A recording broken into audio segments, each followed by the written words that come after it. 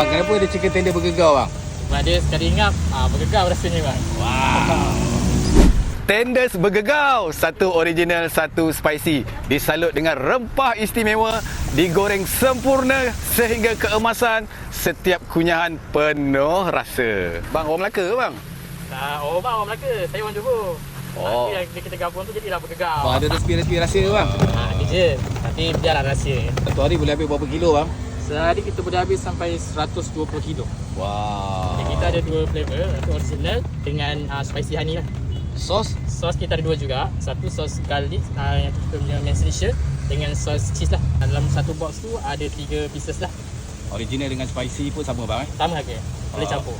Dapat satu sos. Betul, satu sos. Sos boleh pilih tak? Sos boleh pilih nak sama ada nak garlic ataupun nak cheese. Yang flavor original dia, makan dengan garlic sauce, signature garlic sauce dia ni. Bismillah. Sedap oh. Rangop di luar, juicy di dalam. Woo. Flavor spicy pula. Bismillah. Oh, dahsyat.